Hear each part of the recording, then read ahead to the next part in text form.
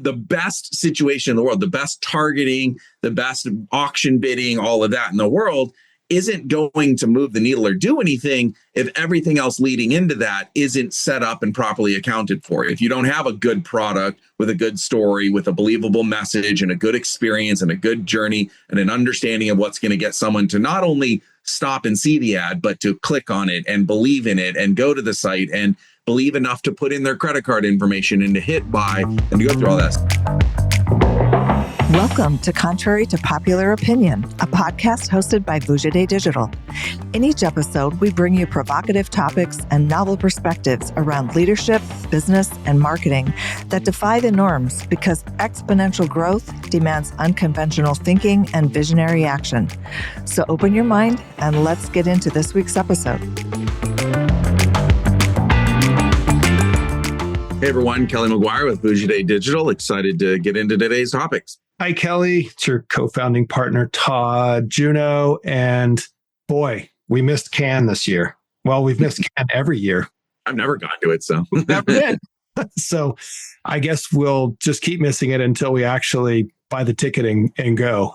I wanted to talk today about some of the stuff I read from people that were there and a couple of key things that stood out to me. A couple of common threads that I saw people talking about as their takeaways from Cannes. And first of all, it just looks like a big crazy party. And one of the common things that I heard people say is it is chaos. And it's almost impossible to have a structured experience there unless you sort of already have a backdoor VIP sort of way of doing things. So I also read somewhere that it's very expensive. Even if you get invited, you get the free ticket. Like the whole itinerary and plan, it's, you really have to do a cost benefit analysis to it. Yeah, of course. But I've read that people that said the networking and the people they met there were priceless. So yeah, sure. Whatever. We can debate that one, and we should as business owners, and whether or not we end up investing in those kinds of things as an agency. What does that really mean what does it do for us that ultimately does something for our clients? Because I don't think our clients would give two shits about whether or not we went to Cannes unless we brought back to them, here's something we're going to implement as a result of going that's going to be meaningful for the investments that you make with us. And I think if we went for any other reason, that would be a pretty selfish thing to do. But you know what? Hey, maybe that's okay too, because we could just go have fun and that would be all right. But anyway. No, I think it's like any of the other conferences, right? Where you're developing those relationships and understanding the latest and greatest technologies and exploring the concepts and applying it through. Again, you have to your point, the best way to do it is for the right reasons and with the right lens in place to get some tangible value out of it, or just treat it as a vacation. If I just want to go check out yachts, that's probably not the best reason for our clients. It might be a best reason for you. I said not for our clients. There was one common thread that I thought was interesting that reminds me of our existence and why we do what we do the way we do it, as that's often the topic of what we talk about. And one of the common threads that came out was this idea that brand still matters more than anything ever before, and that some of the big wins that were had there and some of the misses were based on the idea of brands being able to find culturally relevant ways to participate in a customer journey that built more of a long-term relationship with a customer rather than a one-off ad in a feed. And this sort of goes back to, I remember in 2015, when our agency was acquired and we were tasked with building a programmatic trading desk, and somebody early on labeled us as, oh, you're a performance marketing company. I still, to this day, I never really understood what that meant. And then during COVID, it really had, I think, a lot of real-time implications in how marketing was done, because so many things were impacted by COVID, right? You couldn't go to maybe a brick and mortar retail place to buy something. And so the idea of D2C blew up. And at the time, the way the algorithms worked on Meta, you really could spend $1 in advertising on Meta and make $5. And that was just performance. And we saw so many companies launch products that way, that simply launch products with ads and feeds by influencers or by the company, just really touting features and benefits and getting people to buy. But there was never any initial brand sort of development or affinity building or storytelling or culture sort of building things that a lot of people buy products from brands because they do have that belief in the brand. They love the brand, whether it's automotive or clothing or whatever it is. I know you read some threads on this. I read some threads on this, but it was interesting to see that that was a big topic that people came away with, that in the world of generative AI and the ease of all these things, it's never been more important to reestablish authentic brand promises and brand experiences with consumers. And the idea that we've been labeled a performance marketing agency is, again, I think it's short-sighted, because you and I would argue that you have the orchard analogy, which I'll let you explain. But even in the advent of us adding to our company capabilities and services with the development of a more traditional communication strategy framework, which we're now setting up on the front end of all the work that we do, because we've realized that media advertising impressions in market are only as good as the story and the brand and the message being delivered to a consumer somewhere along their journey within the platform that they're wanting to be in, or we find them in. It all has to really work together. And the idea that we could take any ad and just use the algorithm and use smart targeting, and all of a sudden it's going to magically produce a business outcome, it's pretty short-sighted. And so now we have to even add more value to the media investments by doing the brand and communication strategy work up front, which normally didn't fall in a media agency's sort of purview of services offered. But in order for us to control the outcome and our destiny, we have to do that. Doesn't mean we're going to do all the creative work or the brand work, but we have to have a say in it. So I thought we could talk about that today. I think your orchard analogy that you've used over the years is a pretty salient point to describe what's happening right now and how we should be, or how marketers should be thinking about brand and performance. Yeah, I mean, I think this is where the idea of semantics really matter and can be very convoluted in the way that people use different terms and words and umbrella terms and their meaning. And this happens a lot in our industry as well as in life. But just in and of itself, the term performance media versus performance marketing, like even that is very different to me, right? Like media is a piece of a marketing engine, right? It is a conduit of delivery of a marketing exercise. And as you kind of go up that funnel, it's understanding, okay, yes, we can buy Facebook ads, we can buy TikTok ads, we can buy search ads, but that is a conduit to deliver a message or a story that is meant to resonate with an audience or a group of people, that's meant to solve a need or provide a value, that's meant to drive to an experience, that is meant to guide people to an action, that's, and so on and so forth. And so performance media is just the ability to participate in the auctions and buy efficiently and with good targeting. That's one small piece. And that's what I think things get boiled down to and simplified to, which is, okay, do I have someone that can go into the Facebook platform and set up a campaign and pick the targeting and participate in the bids? That's such a small piece of the overall picture that there's so many elements that have to go into that being done for the right reasons and as effectively as possible. And that's ultimately the conduit to create the performance. But the best situation in the world, the best targeting, the best auction bidding, all of that in the world isn't going to move the needle or do anything if everything else leading into that isn't set up and properly accounted for. If you don't have a good product with a good story, with a believable message and a good experience and a good journey and an understanding of what's going to get someone to not only stop and see the ad, but to click on it and believe in it and go to the site and believe enough to put in their credit card information and to hit buy and to go through all that. So again, the buying of the media and the performance media side of it should really be, I wouldn't even say the end of a road, because there's so much that happens after the fact if you're doing everything right, collecting data and re-engaging and lifetime value and all that. But let's call it the end of the road of that initial process of why are we doing what we do? What is the brand? This is the Simon Sinek why. Why did we create this company and this brand? Who does it appeal to? What problem do I solve? What is my competition or alternative solutions? What is the journey I want to get through? How many different ways do I need to tell my story and educate to get buy-in? How much third-party validation do I need? These are the things that should all be worked on and considered so that when you decide, okay, I want to spend $1 million on meta ads, you have all of these things set up so that $1 million not only puts an ad on someone's phone screen as they're scrolling through, but it does it in a way that's going to lead to something. And that has been boiled down to the simplicity of performance. But what you just said, all the things that you just labeled that should be done, I don't know that I can always feel like myself that I see companies doing all of that, right? I think to this day, I still see companies really focused more on and wanting to go to market more around features and benefits and price and buy my product. They don't seem to want to go to market on, we're a company that exists in this why statement for this purpose, and we solve these problems. And oh, by the way, this is the product that we just happen to make that does that for you. Like, people aren't falling in love with that.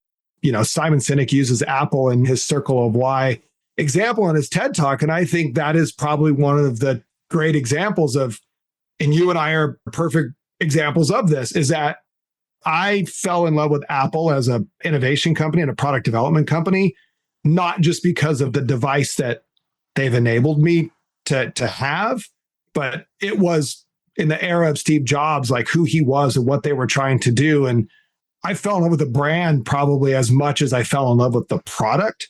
And because even when the product's not fully delivering on what I want it to deliver on, which you like to make fun of me on when that happens, because you're not an Apple fan, you're a PC OS fan or PC operating system fan.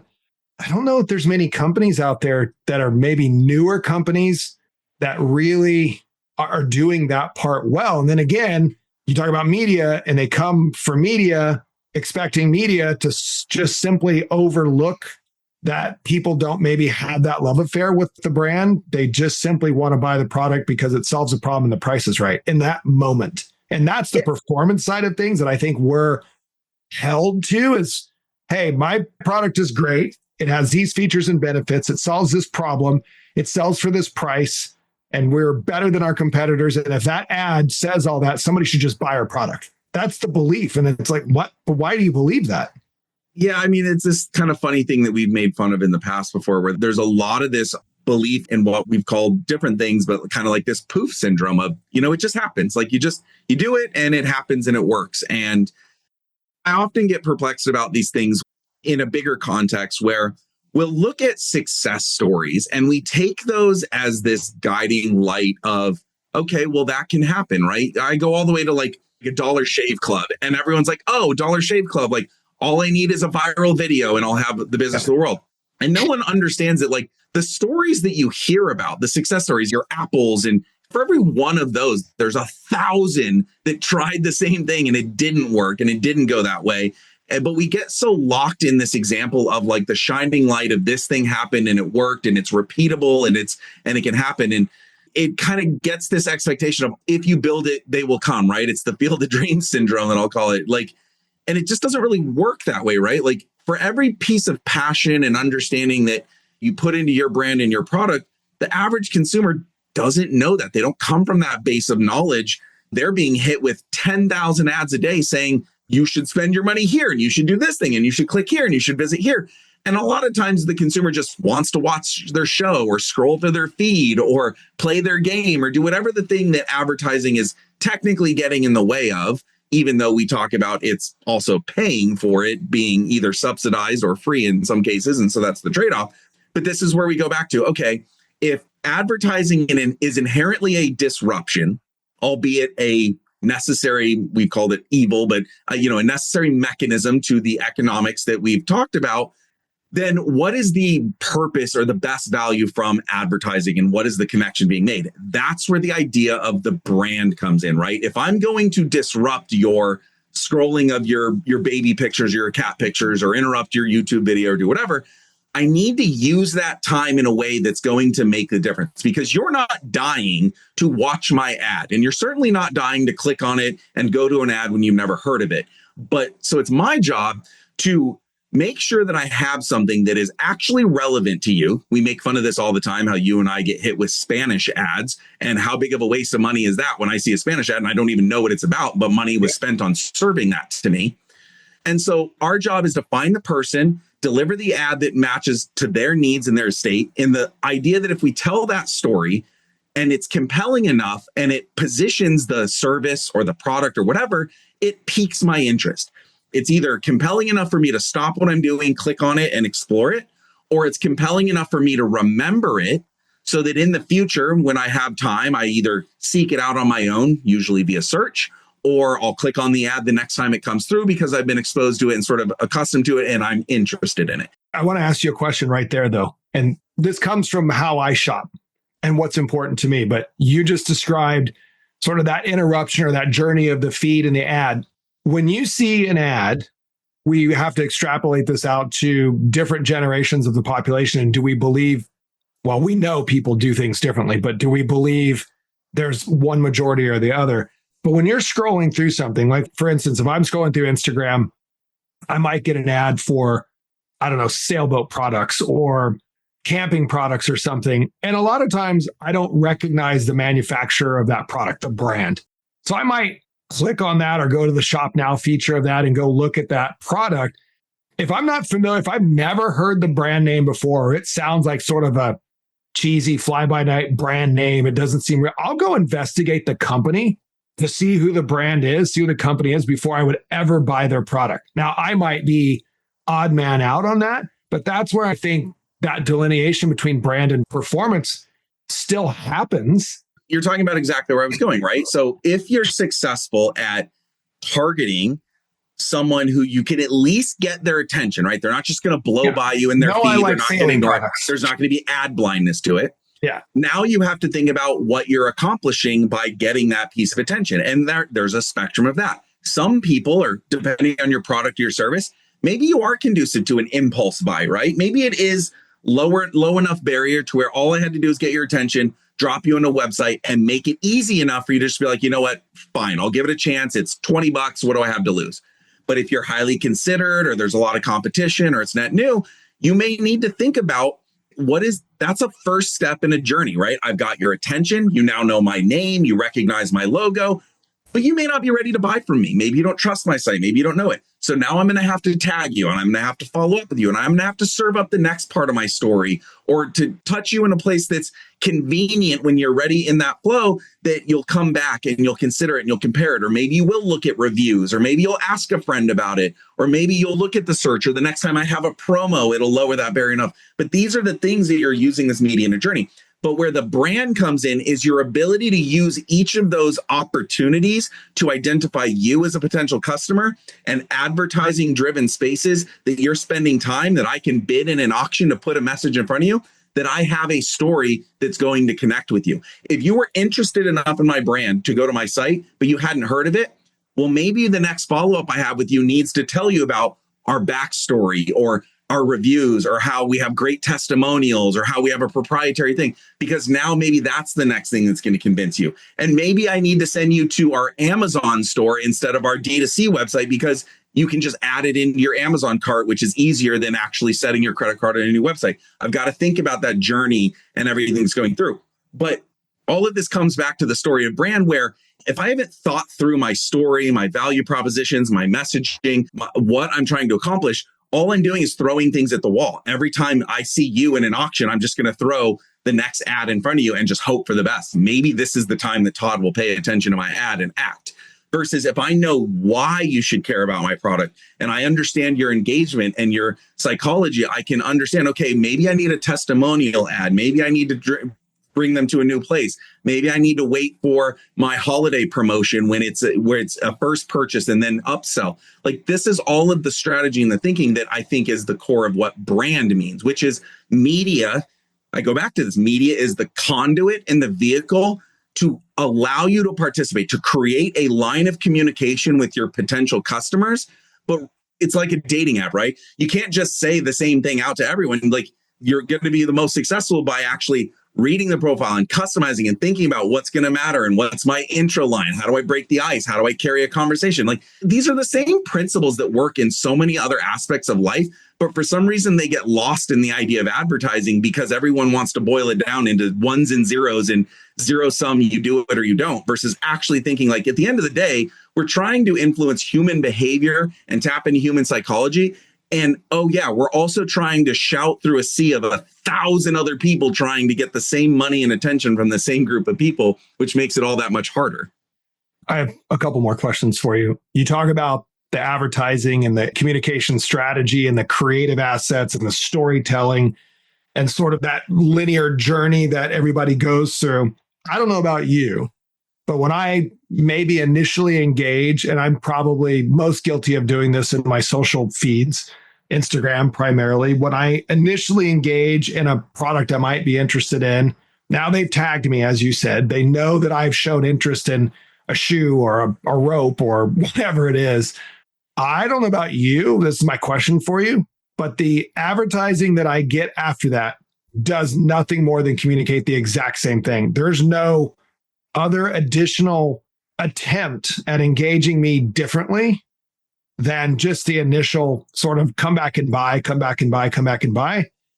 Is that even possible in your mind to think about, okay, from an advertising bid and serve of ads sort of frequency and sort of linear distribution of that, is it possible to the first time you tag and see a potential consumer for your product, is the data available, is the behavior, the signals available as a brand? You could have I know we've run dynamic creative optimization and those things for years and years and years, but why don't we see more of that? Why don't we see more of brands trying to craft that journey and story through the advertising assets to a potential consumer versus it just seems like there's one or two different creative assets that are usually made for a campaign, and that's what everyone gets served over and over and over again. It's not addressing the emotional journey of awareness, consideration, purchase, intent, all those kinds of things. Like, why do we not see creative storytelling really lean into that? Yeah, I mean, look, you're tapping into the degrees of sophistication that campaigns can have. It's what you're talking about is hard, first of all, but it's absolutely possible. But because it's too expensive? It can be very expensive, right? Because to be granular enough to break down campaigns, you have to have a team that's going to run it. You have to have the assets to deliver it. You have to have the data to go through it. But I would argue these are the things that make good campaigns. So you should be able to map this to a certain degree. You certainly shouldn't be a one size fit all unless you have no money to segment out. You see a lot of advertisers break out of that. 100%. No, not nearly as many as should. It certainly happens much higher on the higher scale of investment, right? You'll see your Red Bulls and stuff like that that have huge sophistication and almost limitless resources in this stuff. But again, it requires a certain approach. It is certainly not conducive to machine learning and automation and simplification and race to the bottom stuff, right? It's easier to just throw low cost things at the wall at high volume under the assumption that eventually something will stick than it is to craft and control that experience. It's degrees of participation.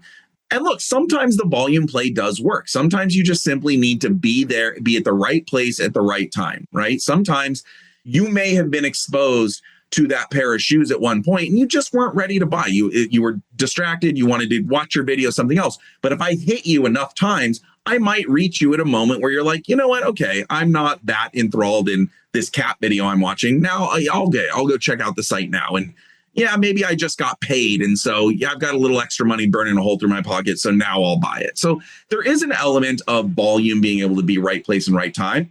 It's not like it doesn't work at all or people wouldn't do it, but it's limiting in how much control over your destiny you have. And I think that's what a great marketing program does for you is it allows you to control your destiny more than just being beholden to the whims of the market and showing up and letting it dictate whether or not things work or not. A lot of times I feel like marketing is set up in a way to, I'm just going to show up and my outcomes are going to be dictated kind of by what happens for the most part. Maybe AI and machine learning allows me to learn and on its own, but I don't have as much direct control over what is the story, what's the connection, what's the journey. That's where having a really good team that's going to spend the time to think through that, coach you on it, prompt you for it, ask you for it, is going to help a lot. But yeah, it requires commitments from both sides. There's very few marketing or media agencies that can take that 100% off of your plate as a client. That's where a real partnership has to exist.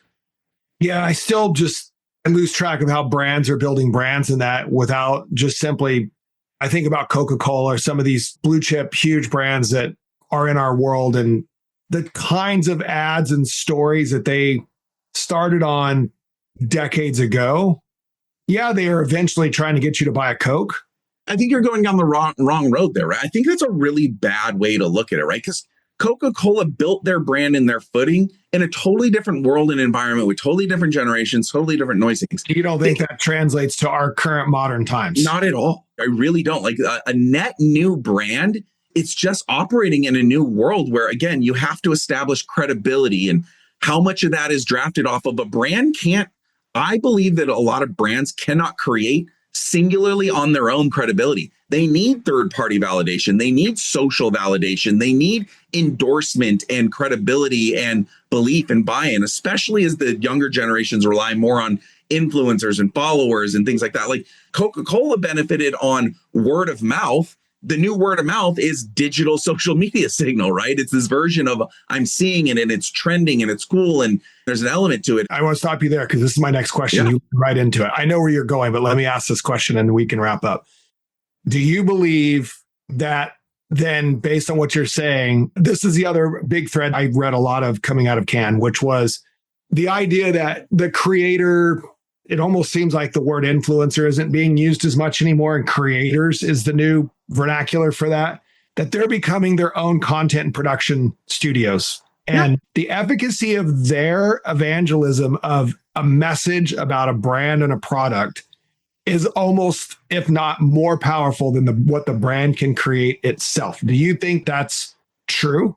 If I were a brand today and I didn't do much other than the fact that some A-list celebrity somehow magically found out about my product and loved it. Like, let me give you an example. If I'd started Gadget A today, but I happen to be really, really good friends. I grew up with Brad Pitt. Brad Pitt's one of my BFFs, hypothetically. And I show it to Brad and he goes, man, I would use or wear that in a heartbeat. That is one of the coolest things I've ever seen. And I say, okay, great, Brad. I'm going to give you equity in my company. Will you post about this? And Brad posts about it. All of a sudden, I have a run rate of revenue of $10 million out of the gate because one celebrity posted about it. Do you think I have a brand now? No.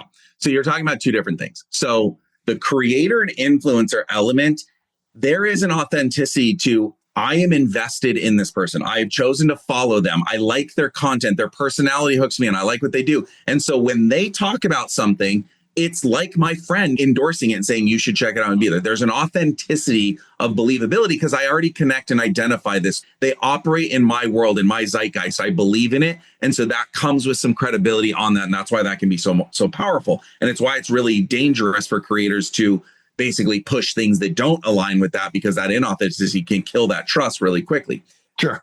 That's different than a celebrity endorsement. A celebrity endorsement doesn't carry that. I don't identify with Brad Pitt. Him and I have nothing in common in this world. Somebody might. But what he offers is recognizability. It's going to draw my eye to an ad. I'm going to listen. I'm going to pay attention. It's going to be noticed. The same reason why an A-list celebrity gets put in a movie. I'm more likely to buy the ticket and go to the movie because I believe it's a quality movie because they're in it.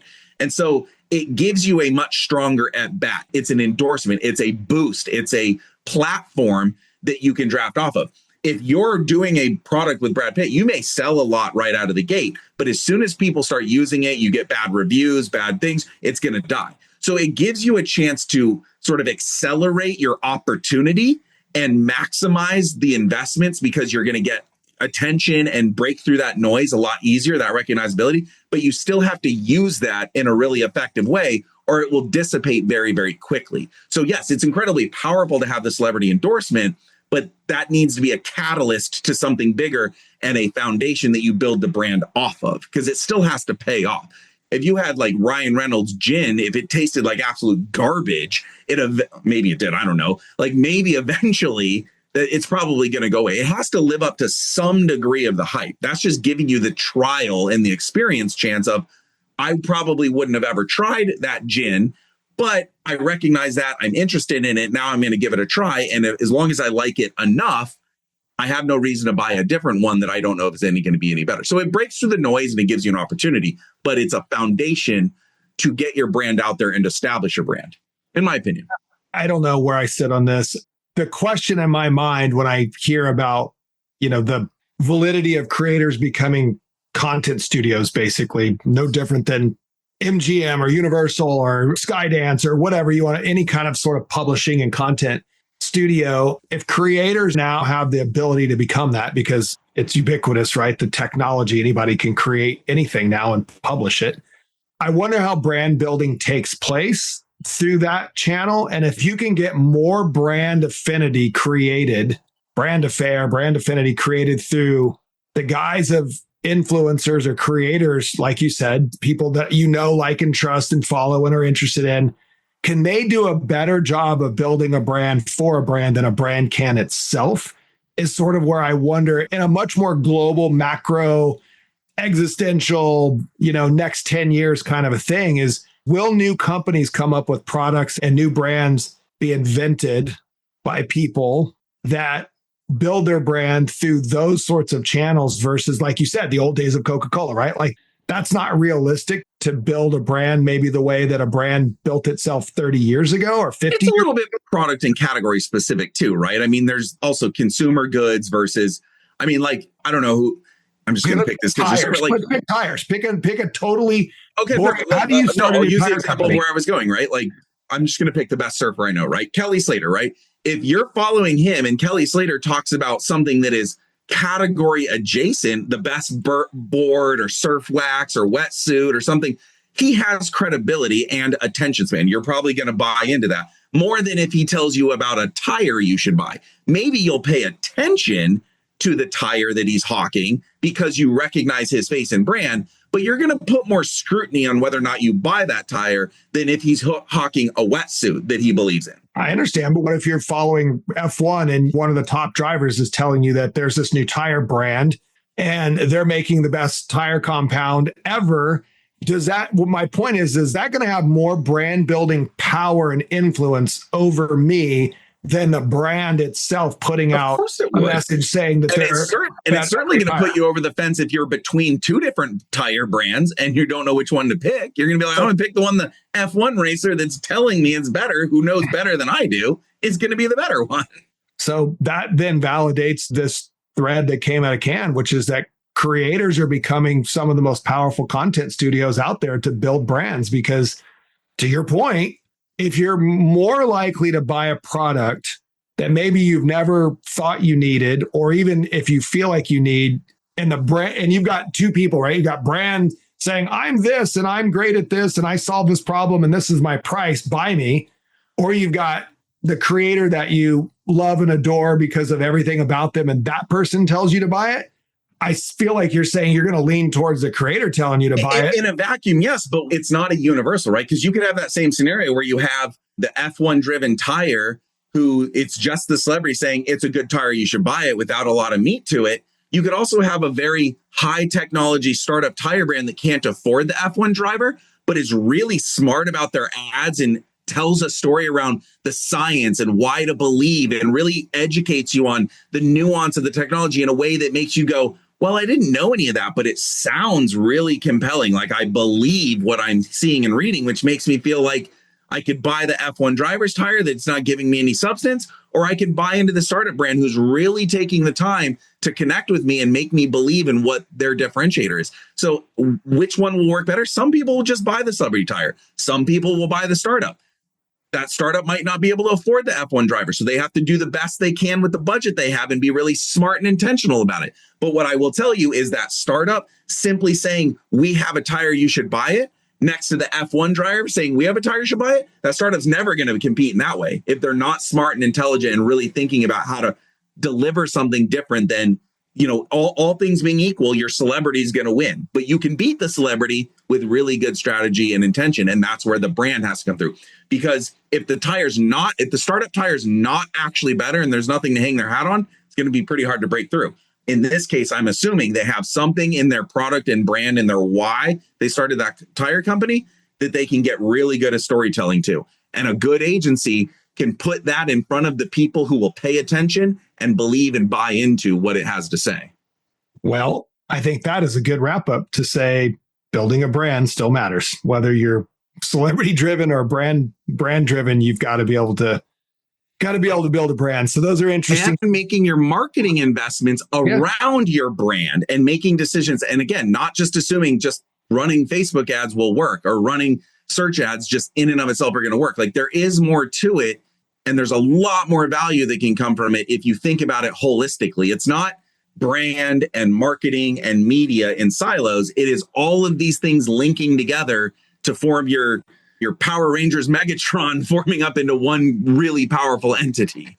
Yeah. Well, that's why I started this conversation on the lines of the idea that performance marketing or performance media is just this one swim lane of things where I don't view that it is. And I think a lot of what came out of Cannes about brands doing the right things to build brand, and that performance marketing isn't its own thing. Brand building is a thing that performance marketing can help deliver and create business impact from. But if they're not separate things, they shouldn't have ever been separated, but they were for a period of time. And now that theme seems to be suggesting that they're coming back into the same space and led by the same strategic and creative minds, which I would agree. So, and I will say it proves out in what I would say the most common gap or falling point in campaigns that we have struggled with has been where we very rarely have a problem generating exposure and traffic and momentum and getting very targeted, very high profile, correctly people to a destination. Where the gap often comes up is the conversion, because they're not primed and set up enough to where even though it matters, even though we were able to get attention, they don't believe enough to be willing to complete whatever action it is. It's either the barrier of entry is too high or the understanding's too low or the alternative options are too well known that we haven't created enough movement in moving the human psychology to I'm interested to I believe to I'm willing to buy. Like media should be more than just I'm interested. It should be set up to leverage the things that move into I believe and I will buy. And I think that's where it falls in. And that's where brand is really important. It's really hard to just use media to get I believe and I will buy. It's not that hard to get it to I'm aware. Yep, I agree. Well, hopefully that gives somebody some inspiration to think about how they're doing what they do on the marketing side. If they're sitting in that marketing role, that they do need to be thinking about all these things. Great chat. Maybe next year you and I will go to Cannes and see what we think about all the stuff that happens there. Great. Talk to you next week.